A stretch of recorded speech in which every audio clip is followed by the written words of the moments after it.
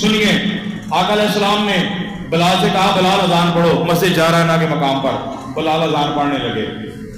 تو جب اذان پڑھ رہے تھے نا، آج کل تو مسجد جارانہ کے ارد گرد نا بڑی بڑی بلڈنگیں بن گئی ہیں، لیکن اس وقت پہاڑی پہاڑ ہوتے تھے. شرارتی بچے جو غیر مسلموں کو تھے، کافروں کے بچے، وہ وہاں پر بھیڑ بکریاں چرا رہے تھے. حضرت بلال حبشی نے اذان دینی شروع کر دی. وہ بچے 4-5 بچے تھے نا، تو وہ حضرت بلال حبشی کی نقل اتارنے لگے، کیونکہ آواز بلالی آواز تھی نا، توتلی آواز تھی.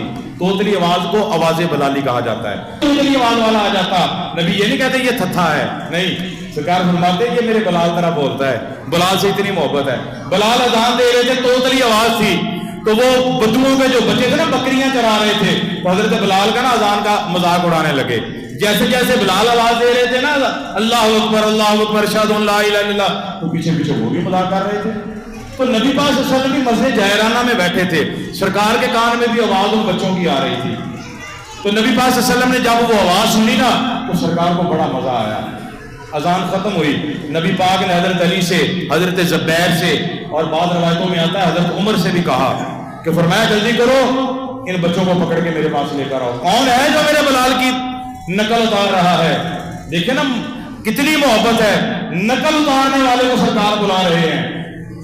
آج کل لوگ سرکار کا مذاق اڑا رہے ہیں، سرکار کے معجزات کا مذاق اڑا رہے ہیں.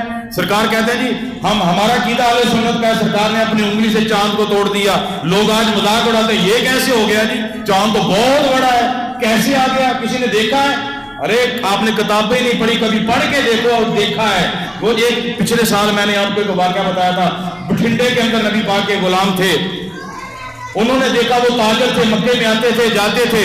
ایک دن انہوں نے یہ دیکھا کہ اس جانب مکہ کی جانب، ایک جانب مکہ کی جانب وہ چاند 2 ٹکڑے ہو کر زمین پر آیا. اس نے دیکھا، انتظار میں تھا. سعودیہ سے، عرب سے کچھ تاجر آئے. اس نے کہا آپ سعودیہ کے رہنے والے ہو، میں نے ایک عجیب منظر اپنے انڈیا کے اندر رہتے ہوئے دیکھا، کیا آپ بھی بتاؤ کیا آپ نے بھی وہ منظر دیکھا؟ کسی تاجر نے کہا کون سا منظر ہے؟ آپ فرماتے ہیں میں نے یہ دیکھا، رات چاند پر جوبن پہ تھا، چمک رہا تھا. وہ چاند ہم نے دیکھا، وہ ٹوٹ کے زمین پر آ گیا. سنیے محبت کی بات ہے. تو ان آگے تاجروں نے کہا ارے بابا جی تم کہتے ہو کہ وہ اس کو تم نے دیکھا، وہ چاند ٹوٹتا ہوا دیکھا. ارے تم چاند کی بات کر رہے ہو، ہم نے توڑنے والے کو بھی دیکھا ہے. تم کہتے ہو چاند ٹوٹتا ہوا دیکھا، ہم نے توڑنے والے کو بھی دیکھا ہے، دوبارہ جوڑنے والے کو بھی دیکھا ہے.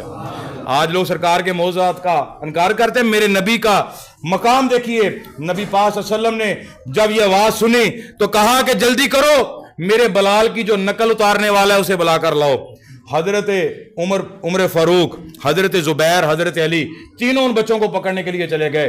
جب اس مقام پہ جاتے ہیں، ان بچوں سے جا کے پوچھا کہ بتاؤ کون ہے جو بلال کی نقل اتار رہا تھا؟ بچے ڈر گئے.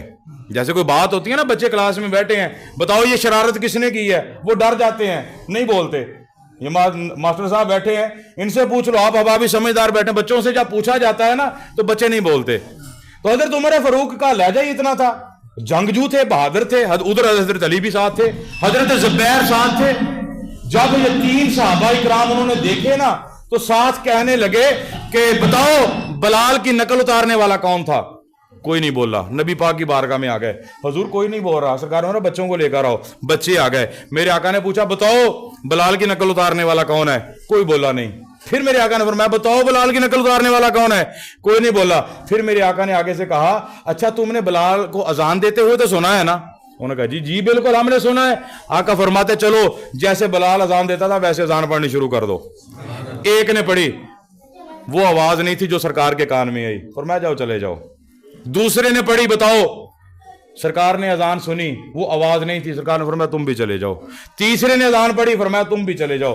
اب چوتھے نمبر پر ایک بدوؤں کا بچہ ہے جس کی عمر 15 سال ہے، مسلمان نہیں ہے، بدوؤں کا، غیر مسلموں کا بچہ ہے، 15 سال عمر ہے.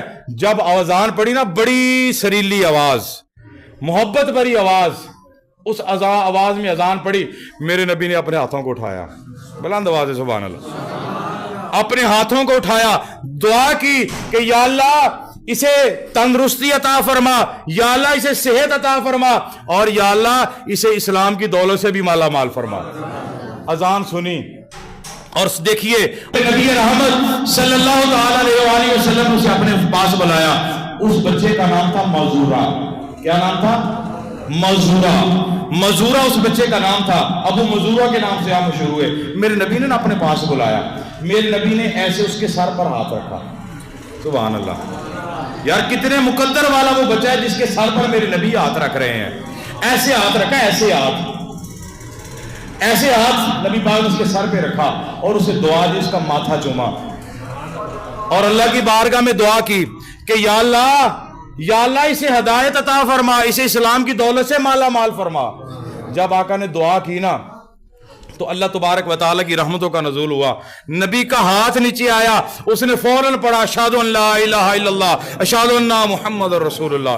فوراً اس نے پڑھا, اسلام قبول کیا, اسلام میں داخل ہو گیا. پھر آگے سنیے, میرے نبی پاک صلی اللہ علیہ وسلم نے فرمایا اب میں تیرے ساتھ پیار کرتا ہوں, کیا تو بھی میرے ساتھ پیار کرتا ہے؟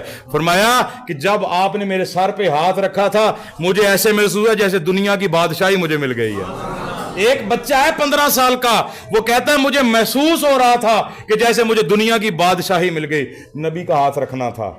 نبی پاک نے فرمایا اے مزورہ اب میں تیری ایک ڈیوٹی لگانی چاہتا ہوں. فرمایا جی یا رسول اللہ لگائیے. آقا فرماتے ہیں اب تو مکے میں رہا کرے گا, بلال مدینے میں رہا کرے گا. یا رسول اللہ کیسے؟ فرمایا بلال مدینے میں موزن رہے گا اور تو مکے میں موزن رہے گا. جتنی زندگی حضرت ابو مزورہ کی رہی وہ مکے کے اندر اذانیں دیتے تھے, بلال مدینے کے اندر اذانیں دیتے تھے. پھر مقام یہ آیا, ابو مزورہ کی محبت دیکھیے. حضرت ابو مزورہ اپنی زندگی کے اندر یہاں سے بھی بال کٹا دیتے تھے, پیچھے سے بال بھی کٹا دیتے تھے, آگے والے بال جو تھے کٹاتے نہیں تھے. جب بیٹھتے تھے تو بال زمین پر لگتے تھے. لوگ پوچھتے تھے اے ابو مزورہ آپ نے بال کٹاتے کیوں نہیں ہو؟ فرماتے ہیں ان بالوں پہ میرے مصطفیٰ کے ہاتھ لگے ہیں, میں کیسے کٹاؤں؟ یہ کٹا دیتا ہوں, یہ کٹا دیتا ہوں, یہ آگے والے بال جو ہیں اس پر مصطفیٰ کے ہاتھ لگے ہیں. یہ عشق ہوتا ہے. جس نے سرکار کو دیکھا وہ کہتا ہے حضور آپ جیسا حسین کوئی نہیں ہے. تو جس نے دیکھا ہی نہیں اسے بیچارے کو کیا پتا ہوگا.